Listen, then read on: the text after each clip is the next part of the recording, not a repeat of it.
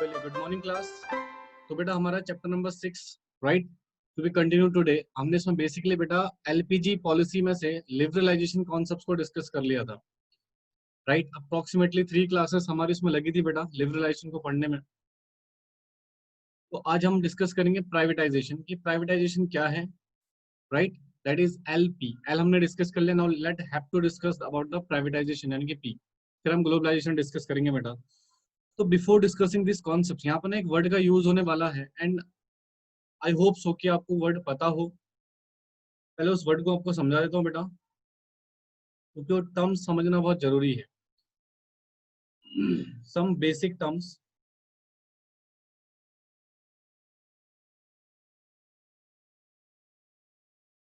Used है। तो दो टर्म्स बेटा यूज होंगे आपके। एक होगा डिसइन्वेस्टमेंट का और एक वर्ड यूज होता है बेटा यहाँ पर शेयर कैपिटल का।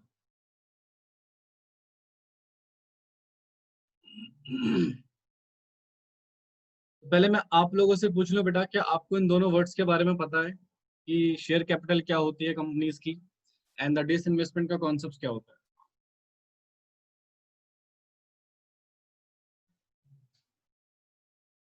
बेटा वॉइस आ रही है मेरी सभी को? हाँ जी।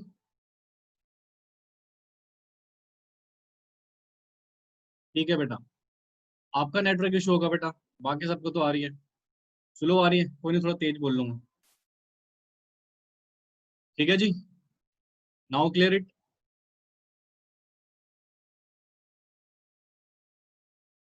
हाँ जी, बताओ क्या आपको डिसइन्वेस्टमेंट और शेयर कैपिटल का मतलब पता है? Are you clear with these two words? बोलो यार, पार्टिसिपेट करो ताकि मुझे पता लगे आप लोग पढ़ते हो कुछ। सुना तो होगा अपने इन वर्ड्स के बारे में। ओके, ठीक है। बाकी सब बच्चे क्या पढ़ते हो तुम लोग यार?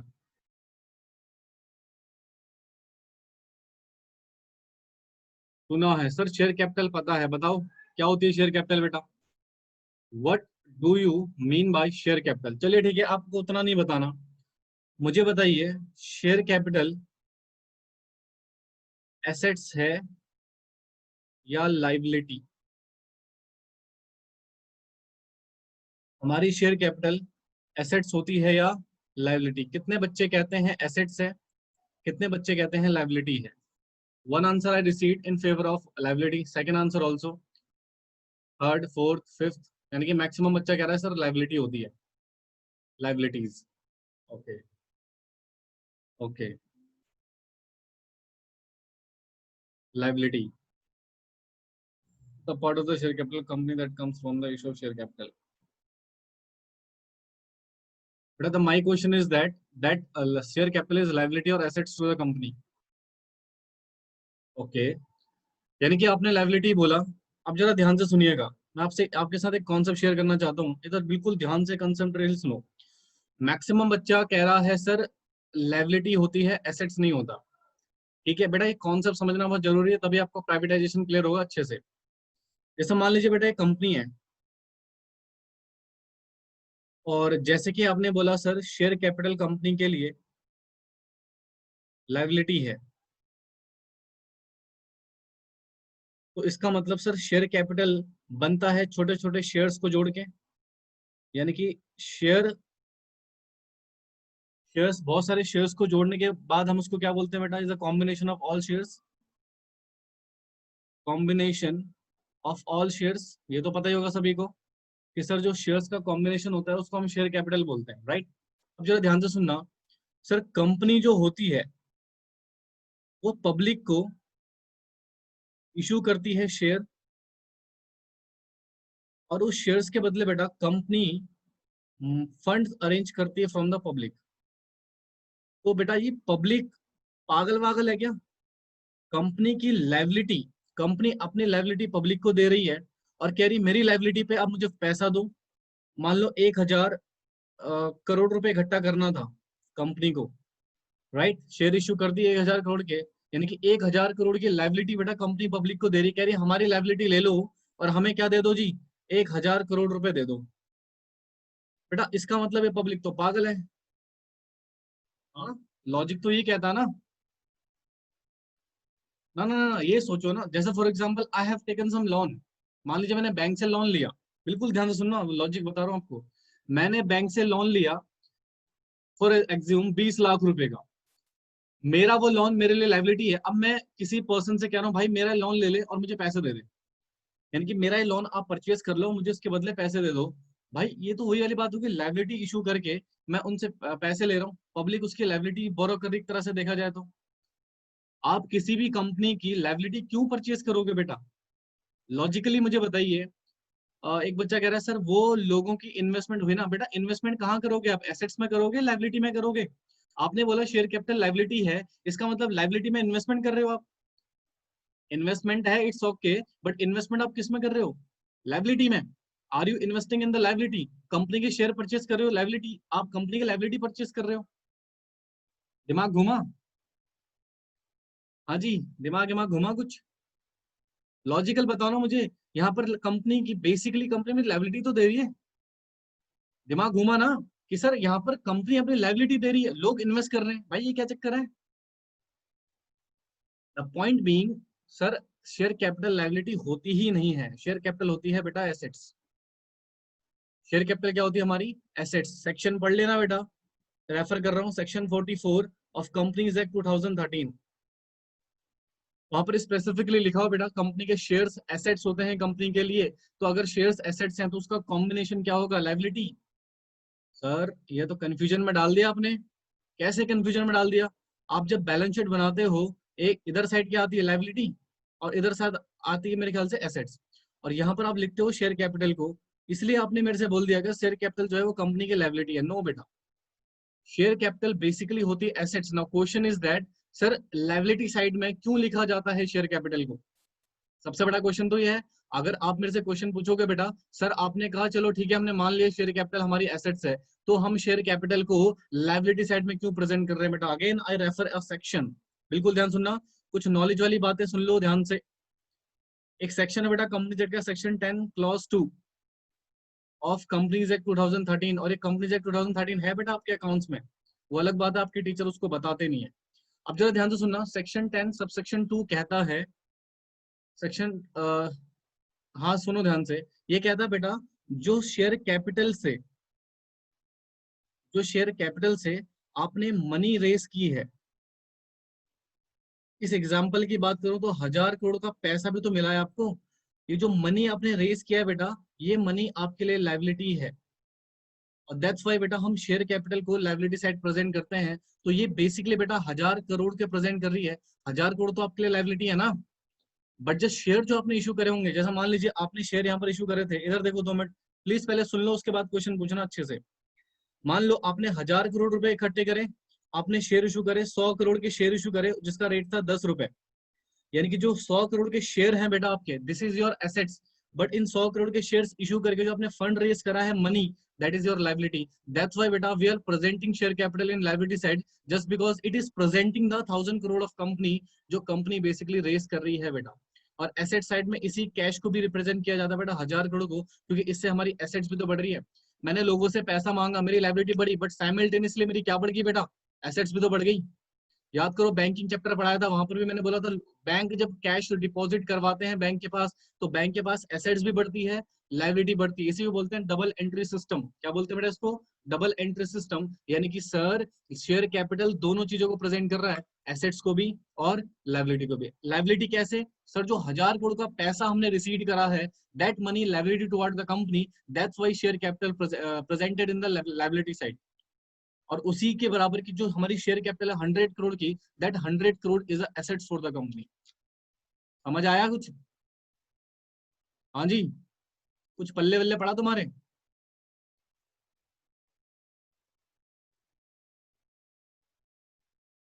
तो बेटा एक बार ध्यान देखो, मैं क्यों पढ़ा रहा हूँ ऐसा, मैं इसलिए नहीं पढ़ा रहा कि मैं आपको नॉलेज बताना चाहता हूँ, कॉम्प्लिकेट पढ़ाना चाहता हूँ, नो। मैं इसलिए पढ़ाना चाहता हूँ कि आपका प्राइवेटाइजेशन का कॉन्सेप्ट पूरी तरह से क्लियर हो। ठीक है, तो मेरा बेसिक कॉन्सेप्ट यही है, बिल्कुल ध्यान से सुनना। शेयर कैपिटल बेसिकली क्या होती है? हमारी एसेट्स होती है। दो सेक्शन का रेफरेंस दे रहा हूं बेटा, section 44 of companies act 2013 clearly कहता है shares is the assets toward the company. और जब देखो जब एक शेयर एसेट्स है तो उन शेयर्स को जोड़ के वो लायबिलिटी कैसे बन जाएगा भाई साहब, वो एसेट्स ही तो बनेगा। तो शेयर कैपिटल हमारी एसेट्स होती है, बट हाँ सर शेयर कैपिटल के थ्रू जो पैसा रेज करा जा रहा है that money is the liability, section 10 clause 2 of companies act 2013, right. Companies act के दो सेक्शन है बेटा। दोबारा सुनो, नहीं नहीं नहीं नहीं, इधर देखो दोबारा से, मैं एक बार और छोटा सा आपको लॉजिक क्लियर कर दूं। मान लो बेटा कंपनी है, इधर देखो सारे के सारे, कंपनी है, इसने अपनी शेयर कैपिटल रजिस्टर्ड कराई। बेटा हमें शेयर कैपिटल रजिस्टर करानी पड़ती है जब हम कंपनी इनकॉर्पोरेट कर रहे होते हैं। आरओसी के पास बेटा रजिस्ट्रेशन करवाना पड़ता है। मान लो मैंने रजिस्टर कराया, 100 करोड़ कैपिटल है बेटा मेरी, ये पैसा नहीं है मेरा, दिस इज माई शेयर्स। यानी कि कंपनी ने अपनी शेयर कैपिटल रजिस्टर करवाई, कंपनी ने किसके पास बेटा, आरओसी के पास, रजिस्ट्रार ऑफ कंपनी, जो कंपनी को रजिस्टर करता है। बेटा आपने पढ़ा होगा 11th क्लास में, वो अलग बात है, आप सब कुछ भूल गए हो। ठीक है, 100 करोड़ की कैपिटल बेटा हमने क्या करा ली, रजिस्टर करा ली, ये पैसा नहीं है मेरा। This 100 crore capital known as assets to the company. अब इसी में से कुछ शेयर्स मैं पब्लिक को इशू कर दूंगा, जैसे मान लो मैंने सिर्फ 10 करोड़ शेयर इशू करे और एक शेयर की वैल्यू थी 10 रुपए। बिल्कुल ध्यान सुनना, 10 करोड़ के, मैंने पूरे 100 करोड़ इशू नहीं करे बेटा, मैंने सिर्फ इसमें से 10 करोड़ शेयर इशू कर दिए पब्लिक को, जिसकी वैल्यू कितनी थी बेटा, 10 रुपए। अल्टीमेटली मैं कितना पैसा लेना चाहता हूँ, 100 करोड़। हाँ जी, तो सर ये जो 10 करोड़ है ना, that is my capital, that is my assets, share capital. और सर जो पैसा मैंने रेज करा है दैट इज माई लाइबिलिटी, ये कंपनी बेटा रीपे करेगी बाद में अपने शेयर होल्डर्स को। वैसे तो शेयर होल्डर बेटा लाइफ टाइम के लिए शेयर होल्डर बन जाता है, बट हाँ एक तरह से लाइबिलिटी तो होती है कि हम, अगर मान लो कंपनी का कल को वाइंड अप हो रही है, कंपनी बंद हो रही है, तो फिर वो पैसा रिटर्न करेगी definitely, that's why the liability created by that. तो this is the situation sir, ये जो कैपिटल है दैट इज एसेट्स, ये एसेट्स हो तभी तो बेटा लोग, आप एक बार बताओ ना, कंपनी के शेयर परचेज कर रहे हो आप कंपनी के एसेट्स परचेज कर रहे हो ना, लाइबिलिटी कौन परचेज करता भाई। तो यहाँ पर दो सेक्शन के रेफरेंस दे दूं, ये एसेट्स क्यों है, सेक्शन 44 बताता है बेटा हमें, और भी बहुत सारे सेक्शन है बेटा मैं देना नहीं चाहता। और ये section 10 clause 2 of companies act 2013 कहता है, सेक्शन 10 क्लॉज 2 कहता है भैया 100 करोड़ की लाइबिलिटी है हमारी, पैसा जो रिसीव हुआ है, राइट। बट सेक्शन 4 कहता है बेटा कि share is the assets toward the company, तो जब हम सारे शेयर्स को जोड़ देंगे वो लाइबिलिटी कैसे हो जाएगी बेटा, this is the assets toward the company. समझ आया जी। हाँ जी, एवरीवन टू क्लियर दिस,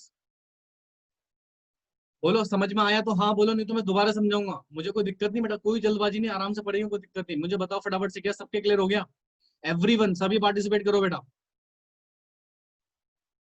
जिसका इतना सा भी डाउट है प्लीज पूछ लेना, क्योंकि privatisation is a very important concept.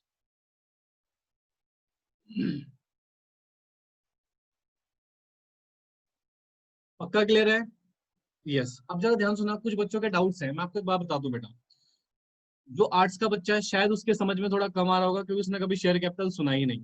तो मैं आपको एक जनरल सा क्रक्स पॉइंट बता दूं, शेयर कैपिटल का बेसिक मतलब होता है एसेट्स, एसेट्स है, और मैं अपनी एसेट्स जब किसी को दूंगा तभी तो उससे पैसे लूंगा बेटा। तो शेयर कैपिटल एसेट्स होती है, इतना आप समझ लीजिए। और उस शेयर कैपिटल से जो पैसा हमने रेस करा है उस पैसे को हम लाइबिलिटी बोलेंगे। इसलिए बेटा अकाउंट्स में बैलेंस शीट जब बनाई जाती है, लाइबिलिटी साइड शेयर कैपिटल को क्यों प्रेजेंट किया जाता है, उसका लॉजिक दिया हुआ बेटा सेक्शन 10 क्लॉज 2 में, क्योंकि वो कंपनी के लिए लाइबिलिटी है, क्योंकि वो मनी रिसीड कर रही है। Share capital is not liability to the company, but share capital issue करके जो आपने पैसा मंगाया है that money is liability toward the company. दोनों सेक्शन का रेफरेंस दे दिया बेटा, गूगल पे सर्च कर लेना, क्रॉस वेरीफाई कर लेना, कोई जल्दबाजी नहीं है, अंधा बिलीव मत करना किसी के ऊपर, ठीक है।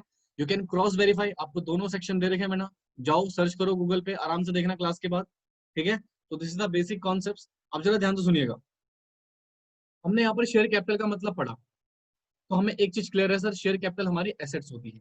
Are you clear with this, हाँ जी बेटा समझ आ गया। अब आते हैं डिसइन्वेस्टमेंट पे, बोलो नलायक को समझ में आया, आप समझ जो डाउट पूछ रहे थे।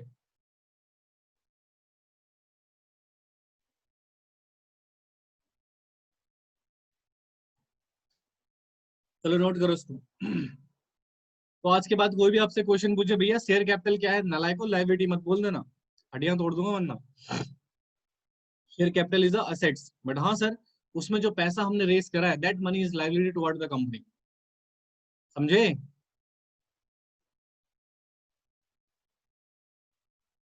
बेटा अंकित समझ आया आपके।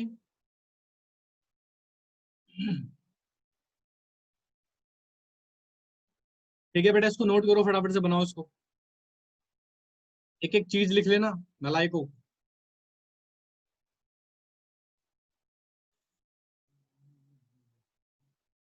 इस इन्वेस्टमेंट को होल्ड करो बेटा, इसको थोड़ी देर में पढ़ाऊंगा। पहले आप शेयर कैपिटल लिखो, फिर उसके बाद मैं आपको प्राइवेटाइजेशन का कॉन्सेप्ट बताता हूँ।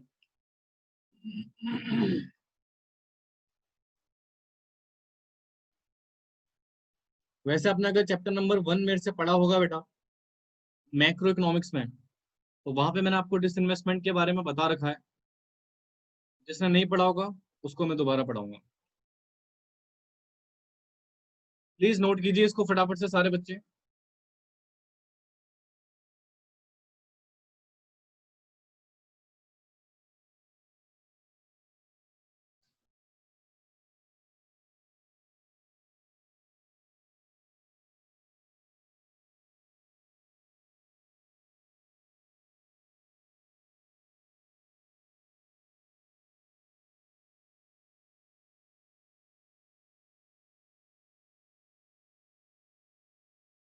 देखा बच्चों?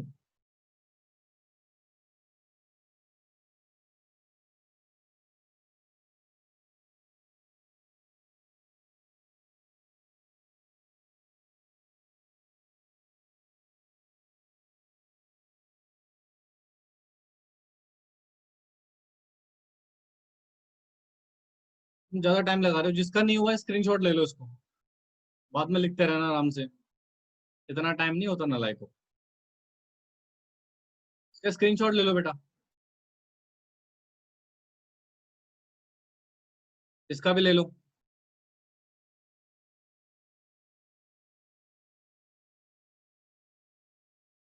आपने सुना होगा बेटा, इसको इश्यूड शेयर कैपिटल भी बोला जाता है। बेटा कोई भी चीज पढ़ते हो ना तो उसको ध्यान से पढ़ा करो, रट्टा मारने के पर्पज से मत पढ़ा करो। अब जरा ध्यान से सुनिएगा सिचुएशन क्या है, तो फटाफट से हेडिंग डालिए प्राइवेटाइजेशन, इसका मीनिंग आपको करा देता हूँ बेटा, फिर मैं आपको डिसइन्वेस्टमेंट भी समझाऊंगा। हालांकि डिसइन्वेस्टमेंट का ही एक प्राइवेटाइजेशन का एक कंपोनेंट है डिसइन्वेस्टमेंट बेटा। तो फटाफट से लिखिए इसको फटाफट से। कहते हैं privatisation is the process, is the process of involving the private sector,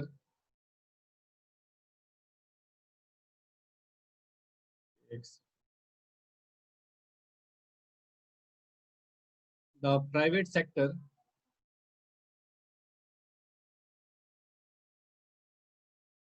in the ownership or operation of state-owned enterprises. And I hope so कि आपको स्टेट का मतलब पता हो बेटा, क्योंकि मैं आपको पहले ही इसके बारे में बता चुका हूँ चैप्टर नंबर 4 में।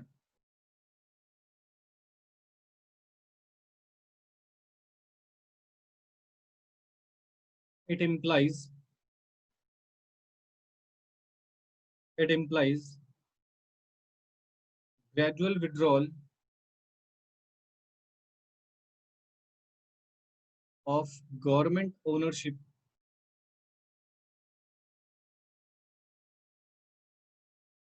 or management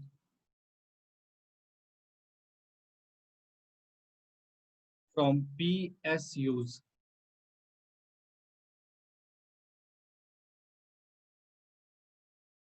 It may happens in two ways. ये दो तरीके से होती है बेटा हमारी। पहला,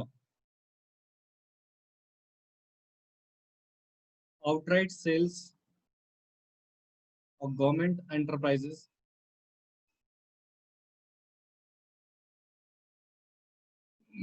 to the private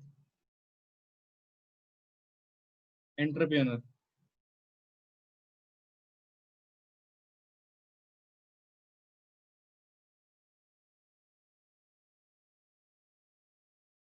Withdrawal of government ownership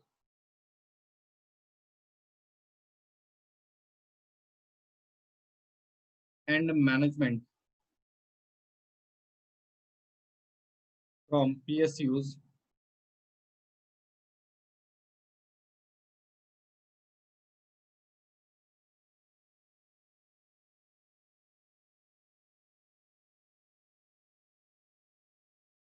या एक काम करना इसको लिख लेना बेटा, फ्रॉम द मिक्स्ड एंटरप्राइजेस। चलो लिखो, नोट इट डाउन फास्ट।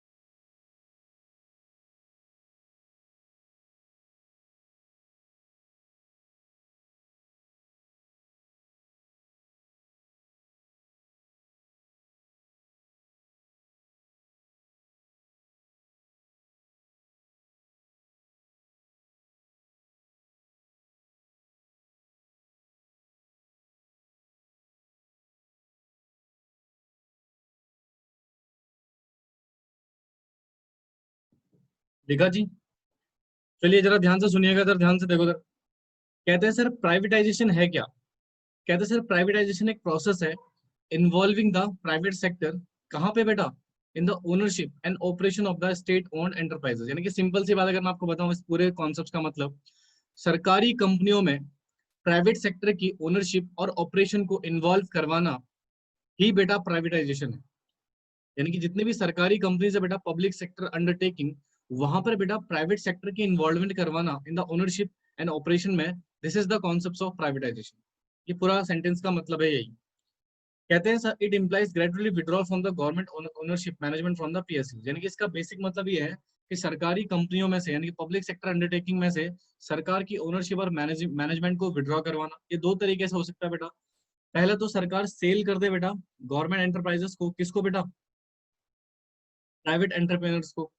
या फिर जो मिक्स्ड एंटरप्राइजेस हैं, मिक्स एंटरप्राइजेस का मतलब बेटा जहां पर सरकार और प्राइवेट मिलकर किसी बिजनेस बिजनेस को चला रही बेटा, सरकार अपनी ओनरशिप वहां से विड्रॉ कर ले। मैं देखो इधर दो सिचुएशन बताता हूँ आपको।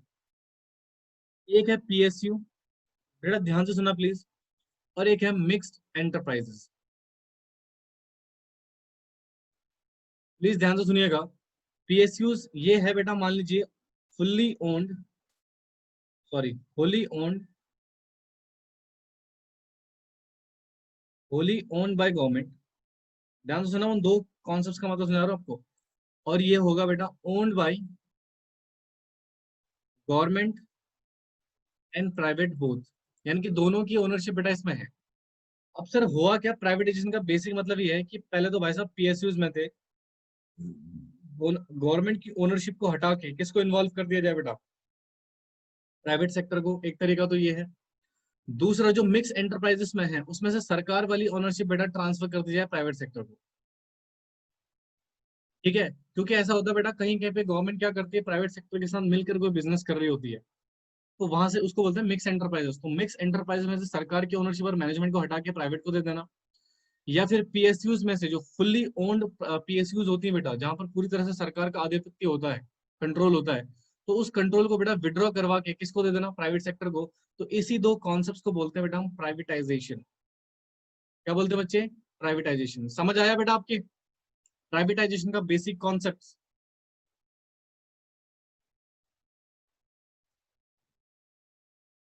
जी बोलो फटाफट से, इसका स्क्रीनशॉट ले लो, take a screenshot of it.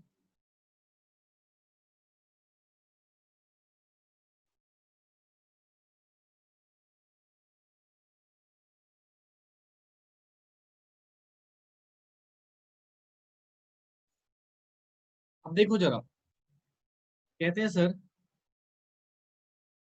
This investment is the policy of is the policy of privatisation. यानी कि प्राइवेटाइजेशन करने का एक तरीका है बेटा डिसइन्वेस्टमेंट, जो आपके सिलेबस में दिया हुआ है, तो उसको पढ़ना बहुत जरूरी है। बट हाँ, मैं इसको बेटा कॉन्सेप्चुअली समझाऊंगा, इसकी थ्योरेटिकली बातें मैं आपको नहीं बताऊंगा, आपको मैं चार्ट बनाऊंगा और उस चार्ट को आपको घर पे जाके थ्योरी में कन्वर्ट करना है। तो अभी मैं आपको पढ़ा रहा हूँ, बिल्कुल कंसंट्रेशन से आपको सुनना है, विदाउट एनी राइटिंग। इधर देखो ध्यान से।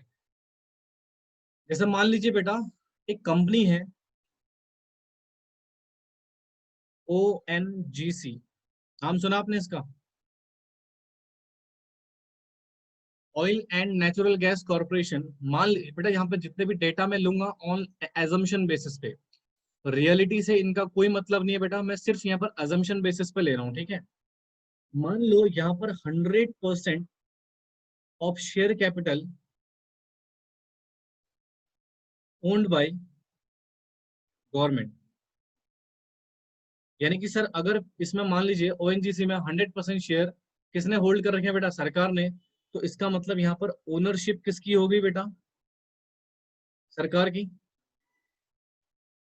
सरकार को लग रहा है यार ये ना सरकारी उपकरण बन के, यानी कि सरकारी कंपनी बन के ना वो अच्छा परफॉर्मेंस नहीं कर पा रही है। क्या नहीं कर पा रही बेटा? अच्छा परफॉर्मेंस नहीं कर पा रही है, देयर इज सम इश्यूज। और ऑब्वियस ही बात है बेटा, आपको कुछ बताने की जरूरत तो है नहीं बेटा, जितनी भी सरकारी कंपनियां प्राइवेट कंपनियां मैच करके देख लो, दोनों में आपको धरती आसमान का फर्क पता लग जाएगा। रीजन सबको पता है। अब जरा ध्यान से सुनना सर, यहाँ पर, अच्छा मैं क्वेश्चन आपसे पूछूं, अगर मुझे किसी कंपनी में ओनरशिप चाहिए तो मुझे कितने शेयर लेने चाहिए बेटा उस कंपनी के?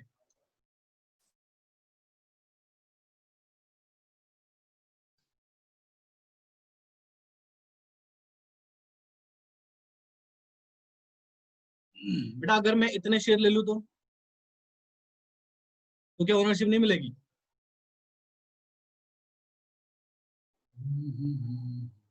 Yes, that is the question. नलायको, जब 11th क्लास में आपको पढ़ाया था मैंने सब्सिडरी होल्डिंग का कॉन्सेप्ट, याद नहीं है?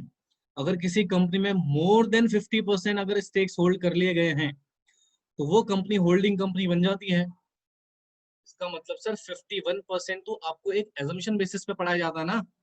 बट अगर रियल डेफिनेशन की, लॉ के अकॉर्डिंग डेफिनेशन की बात करूं तो मोर देन 50%, 50% से ज्यादा के शेयर मैंने खरीद लिए तो I am the owner, majority of shares मेरे पास आ गए ना। डिसीजन मेजोरिटी ऑफ बेसिस पे मैं लूंगा। समझ रहे हो नालायकों? बट 51 इसलिए बोला जाता है क्योंकि कॉमन है, ठीक है, 50 से ज्यादा it's okay with it. But हाँ ध्यान से सुनना। अब मान लो मुझे, सरकार को दो चीजें बेटा, या तो सरकार को पैसों की जरूरत है, या सरकार चाहती है इसकी ओनरशिप प्राइवेट के पास चली जाए, ठीक है। तो गवर्नमेंट ने क्या बोला, प्राइवेट सेक्टर को इनवाइट किया बेटा, प्राइवेट सेक्टर को इनवाइट किया कि आप हमारे 70% ऑफ शेयर्स को परचेज कर लीजिए। यानी कि सरकार अपने 100% शेयर में से 70% शेयर किसको सेल कर रही है बेटा? प्राइवेट सेक्टर को। मान लीजिए यहाँ पर इस कंपनी के, एक छोटा सा एजम्पशन लेके चलता हूँ बेटा। मान लो यहाँ पर जो शेयर कैपिटल है इस कंपनी की, जो शेयर कैपिटल है, मान लो वो 1000 करोड़ की शेयर कैपिटल है, और 1000 करोड़ की शेयर कैपिटल है, और एक शेयर की वैल्यू बेटा 100 रुपए है। तो यानी कि सर अगर 1000 करोड़ की शेयर है तो मैं 700 करोड़ शेयर बेच रहा हूँ, और वैल्यू कितनी है बेटा? 100 रुपए। तो कितना पैसा मिलेगा बेटा मेरे को? 70,000 करोड़। इतना ही मिलेगा या और ज्यादा होगा बेटा? मेरे हिसाब से इतना ही मिलेगा। यानी कि सरकार को इतने पैसे कौन देगा? Private sector. अब जरा ध्यान सुनना, सरकार के पास कितने आ गए? 70,000 करोड़ रुपए सरकार को मिल गए। और इस प्राइवेट सेक्टर के पास आज कंपनी के कितने शेयर आ गए बेटा? 70% शेयर कैपिटल बेटा प्राइवेट सेक्टर ने ले लिया। यानी कि सर आज की डेट में सरकार के पास सिर्फ 30% है, और मेजोरिटी ऑफ स्टेक किसके पास है बेटा? प्राइवेट सेक्टर के पास। तो क्या यहाँ पर ओनरशिप ट्रांसफर हो गई? मेजोरिटी ऑफ शेयर्स किसके पास है क्या बेटा? प्राइवेट सेक्टर के पास। तो क्या यहाँ पर ओनरशिप ट्रांसफर हो गई? सर जब कोई भी गवर्नमेंट कंपनी अपने शेयर कैपिटल को बेच रहा होता है, यानी कि अपनी इन्वेस्टमेंट को कम कर रहा होता है, उसी कॉन्सेप्ट को बेटा हम डिस इन्वेस्टमेंट के नाम से जानते हैं। तो यहाँ पर क्या सरकार अपनी इन्वेस्टमेंट को कम कर रही है बेटा? 100% शेयर होल्ड कर रखे थे, जिसमें से 70% शेयर क्या कर दिए बेटा? प्राइवेट एंटरप्राइजेस को दे दिए, यानी कि अपनी इन्वेस्टमेंट कम कर ली। This is called basically disinvestment. अब डिस इन्वेस्टमेंट दो तरीके से करी जाती है बेटा। पहला, पैसों की जरूरत पूरी करने के लिए, दूसरा, अगर पीएसयू अच्छे से काम नहीं कर रहा है बेटा, तो उसकी मैनेजमेंट चेंज करने के लिए बेटा प्राइवेट सेक्टर को दे दिया जाता है। रीजन यहाँ पर डिसइन्वेस्टमेंट के दो होते हैं बेटा।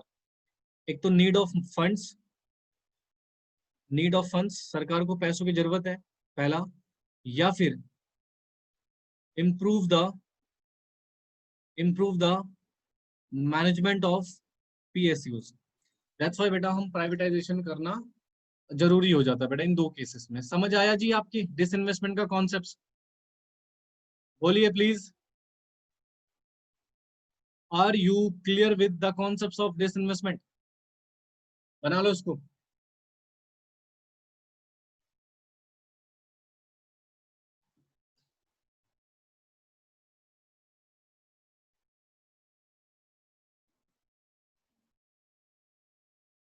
वैसे मैंने रियल एग्जांपल लिया था, हाँ डेटा रियल नहीं है बेटा। सरकार ने ओएनजीसी फर्म बेची थी बेटा फॉर द, ज्यादा शेयर नहीं बेचे थे, लेकिन कंपनी को सरकार को पैसों की जरूरत थी बेटा, इसलिए उन्होंने ओएनजीसी के कुछ शेयर्स बेचे थे प्राइवेट सेक्टर को, और इतना ही पैसा इकट्ठा किया था बेटा। लिखो इसको फटाफट से, वो आप गूगल पे सर्च कर लेना बेटा, ओएनजीसी की कितने प्राइवेट सेक्टर के पास शेयर्स हैं। करा करो शेयर नलायको सर्च वर्च, आपको पता तो लगे आप पढ़ क्या रहे हो, क्या वो एक्चुअल में होता है नहीं होता। जिस दिन आप सर्च करने लग गए ना बेटा, उस दिन आपको बहुत सारी चीजें तो वैसे ही क्लियर हो जाएंगी। आपको ये भी पता लगेगा आपका टीचर आपको सही पढ़ा रहा है गलत पढ़ा रहा है। क्रॉस वेरिफिकेशन करना सीखो।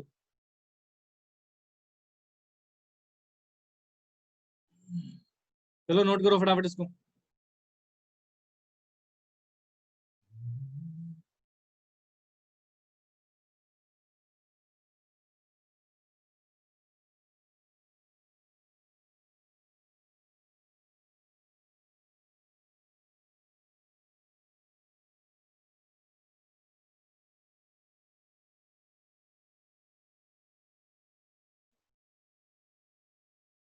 सर अगर पीएसयू 30% शेयर ही इशू करे, हाँ मान लो मुझे सिर्फ पैसा चाहिए, ओनरशिप ट्रांसफर नहीं करनी, 30% शेयर इशू कर दो, उसमें क्या है तो डिसइन्वेस्टमेंट ही। बेटा डिसइन्वेस्टमेंट का मैंने ये नहीं बोला कि आपको डिसइन्वेस्टमेंट करने से आपका प्राइवेट दैट इज प्राइवेट की ओनरशिप आ जाएगी। बेसिक पॉइंट ये है बेटा, डिसइन्वेस्टमेंट के दो तरीके हैं, या तो सरकार को पैसों की जरूरत है तो सरकार 5% इशू कर दे, 10% इशू कर दे, 30% इशू कर दे, सरकार की मर्जी है। ये सरकार को मैनेजमेंट इंप्रूव करना है तो उसके लिए तो ओनरशिप ट्रांसफर करनी पड़ेगी ना बेटा, उस केस में तो 50% ज्यादा शेयर इशू करोगे। अभी तो दो एग्जाम्पल दी, बीच में देखो और लिखा हुआ है नलायक। नीड ऑफ फंड्स यानी कि फिजिकल डेफिसिट को ठीक करने के लिए, या फिर improve the management of PSU. 5%, 1%, 2%, LIC company के कितने शेयर ट्रांसफर कर रही थी बेटा गवर्नमेंट? ये नवंबर में तो आईपीओ आने वाला था एलआईसी का, पता नहीं आएगा नहीं आएगा। 10% शेयर इशू कर रही थी बेटा, ओनली 10% शेयर इशू कर रही थी। वो सिर्फ कौन सा सिचुएशन था, फिजिकल डेफिसिट को सही करने के लिए, इनकी ये वाला कॉन्सेप्ट। ओनरशिप कहाँ ट्रांसफर हो रही थी 10% में यार? समझ रहे हो ना? लोगों ने हल्ला गुल्ला करना शुरू कर दिया कि नहीं एलआईसी बिक रही है, एलआईसी प्राइवेटाइज हो रही है, प्राइवेटाइज हो, भाई कहाँ से हो जाएगी प्राइवेटाइज? 10% स्टेक तो ले रहे हो, ओनरशिप कब मिलेगी? 50% ज्यादा शेयर होंगे तो। समझ रहे हो ना? सरकार को पैसों की जरूरत थी, उन्होंने एलआईसी के 10% शेयर बेचने के लिए अनाउंसमेंट कर दी। अब देखो नवंबर में अगर आईपीओ आता है तो अच्छी बात है। आपको पता है एलआईसी का जिस दिन 10% का आईपीओ मार्केट में आएगा बेटा, तो वो इंडिया की सबसे बड़ी मार्केट कैपिटलाइज वाली कंपनी बन जाएगी बेटा, अभी तक की सबसे बड़ी। अभी तक स्टॉक मार्केट में जितनी भी कंपनी बेटा, उन सबसे बड़ी मार्केट कैपिटलाइज वाली कंपनी बन जाएगी एलआईसी का, सिर्फ 10% अगर मार्केट में इशू हुआ तो। बहुत बड़ी कंपनी बेटा एलआईसी। ये समझ आया आपके? और कोई डाउट है तो पूछो। If any doubt you can ask, बेझिझक पूछो बेटा, बिना डरे हुए। वाह बेटा, पीएसयू क्या है? ये चैप्टर शुरू से नहीं पढ़ रहा क्या? गधे लेक्चर तो ले लेता है मेरे से। पीएसयू पब्लिक सेक्टर अंडरटेकिंग, सरकारी कंपनियां।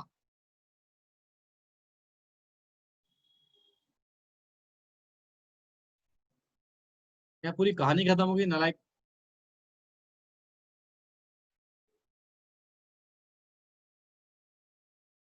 इसका मतलब बेटा रिवीजन नहीं चल रहा आप लोगों का। हड्डियां तोड़ूंगा, रुको। हाँ भाई, है किसी को डाउट?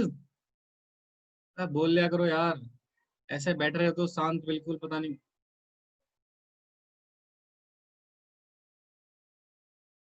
ये हुआ प्राइवेटाइजेशन का कॉन्सेप्ट खत्म। प्राइवेटाइजेशन इतना ही दिया हुआ है बेटा बस।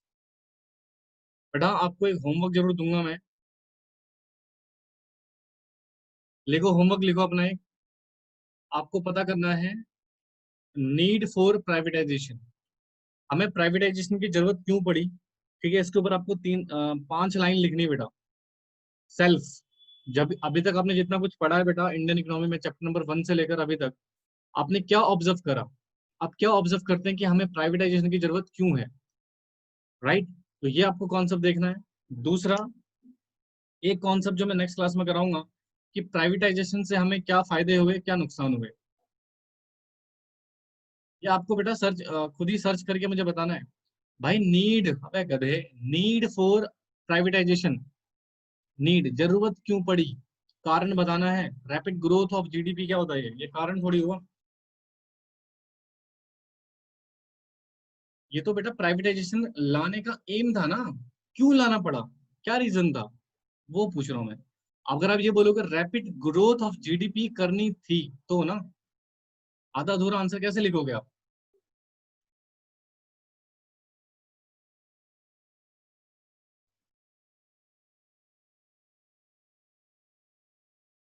अब एक जरा हेडिंग डालिए, कुछ बेसिक बातें मुझे आपको डिस्कस करानी है। हेडिंग लिखो बेटा।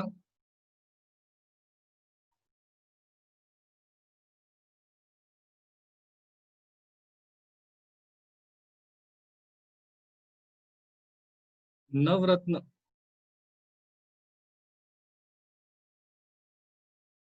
नवरत्नाज, सुना है नवरत्न।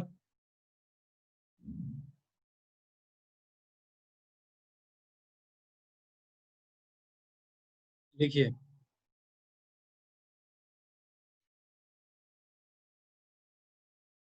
In the context of PSU in India, जितने भी नाम लिखाऊंगा आपको सारे नाम बेटा याद होने चाहिए, ठीक है। कहते हैं नवरत्नाज, विक्रमादित्य वाला बेटा। अकबर कहाँ से आ गया यहाँ पे। Navratnas refer to 9 such profit making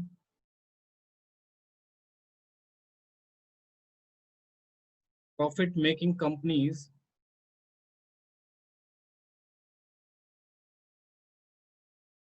companies which are compared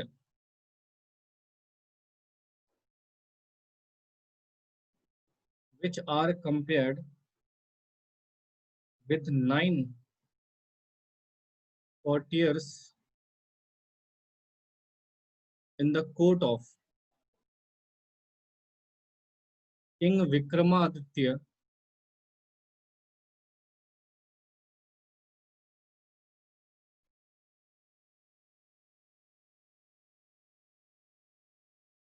who were man of eminence and rare wisdom।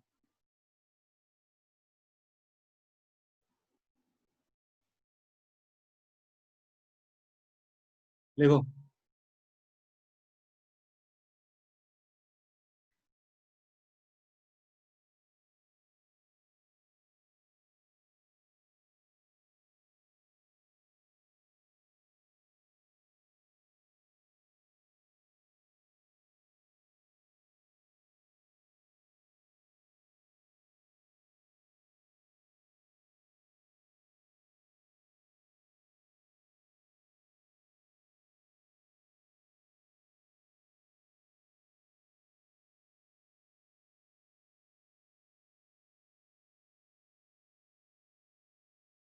लिखो लिखो फटाफट।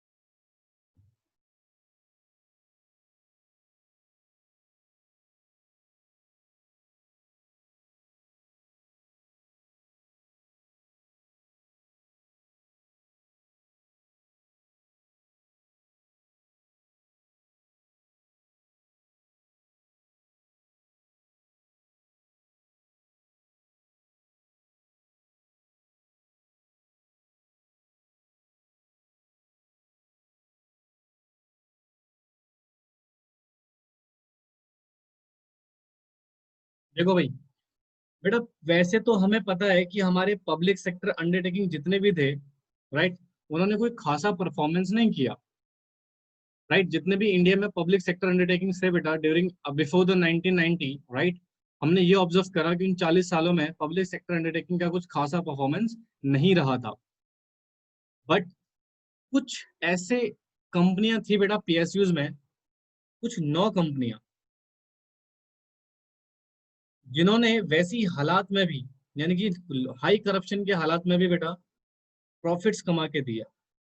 और इनको फिर बेटा कंपेयर किया गया, right, 9 Ratna of the Vikram Aditya, king of Vikramaditya के दरबार में बेटा 9 कोटेरिया थे। कोटेरिया यानी कि दरबारी, राइट, दरबार कहते हैं ना जिसको, 9 कोटेरीज यानी कि दरबारी। उन दरबारियों से बेटा इनका क्या किया, कंपैरिजन किया गया। इसका मतलब सर सिचुएशन क्या थी, वैसे तो बेटा विक्रमादित्य की हिस्ट्री जाके पढ़ लेना, विक्रमादित्य के 9 दरबारी के नाम क्या थे वगैरह वगैरह। बट विक्रमादित्य के जो 9 दरबारी थे बेटा, राइट, तो वो इतने स्ट्रांग थे कि उनके रहते बेटा कोई भी पर्सन उसके दैट इज राज्य में नहीं आ सकते थे। इतने जबरदस्त पर्सन थे वो, राइट, द पावरफुल पर्सन। तो वैसे ही बेटा इन 9 कंपनियों को उन 9 दरबारियों से क्या किया गया बेटा, कंपेयर किया गया कि इन्होंने उस टाइम पे भारत की अर्थव्यवस्था में बहुत बड़ा योगदान दिया। राइट, इसलिए इनको नवरत्न बोला जाता है बेटा। क्या बोला जाता है, नवरत्न। और ये नवरत्न बेटा कॉन्सेप्ट कहाँ से लिया गया है बेटा, from the court of king Vikrama Aditya. Right, अब जरा ध्यान सुना, देखो क्या लिखा हुआ है, in the contest of the PSUs in India, Navratnas refers to the 9 profit making companies which are compared, जिनको कंपेयर किसके साथ किया गया बेटा, 9 coteries of the court of the king Vikramaditya. Right, Vikramaditya के जो दरबार थे बेटा, 9 दरबार, उनसे बेटा इनका कंपैरिजन किया गया। और विक्रमादित्य कौन थे बेटा, the man of eminence and rare wisdom. Right, तो बेसिकली देखा जाए सर, ये 9 रत्न थे कौन कौन सी कंपनियां। ठीक है, जो 9 रत्न कंपनियां थी बेटा, ये कौन कौन सी कंपनियां थी जिन्होंने उस कंडीशन में भी भारत की अर्थव्यवस्था में प्रॉफिट कमाकर दिया था, जिनका कंपैरिजन हमने उन दरबारियों से किया गया बेटा, जो विक्रमादित्य के कोर्ट में प्रेजेंट थे। अब उनके नाम हमें लिखने हैं, पहले मुझे बताओ ये समझ आया आपको। हाँ जी बोलो।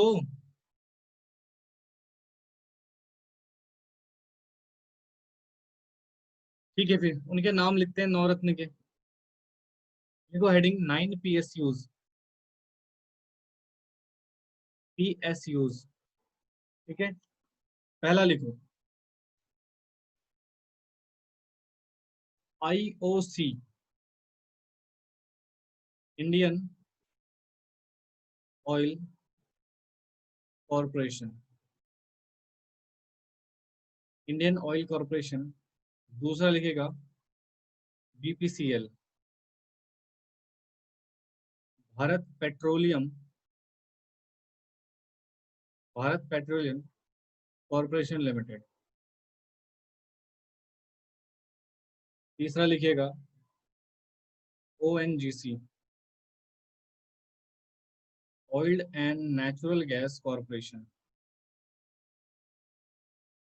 Corporation limited. Fourth SAIL, steel authority of India.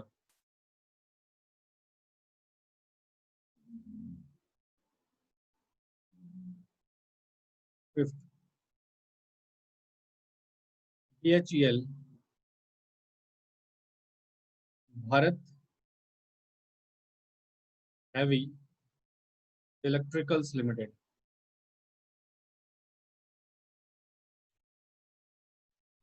IPCL, Indian petrochemical corporation limited. बेटा मैं शॉर्ट में लिख रहा हूँ, कॉरपोरेशन आप पूरा लिखेगा please. Seventh BSNL, Videsh Sanchar Nigam limited. Eighth NTPC, national thermal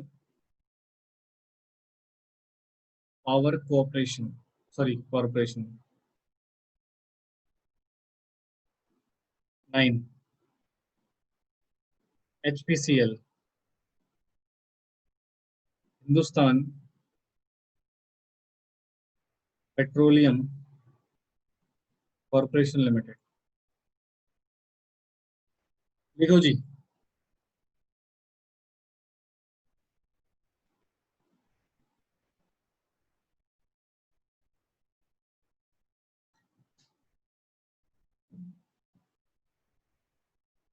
ये नाम याद कर लेना भैया सारे।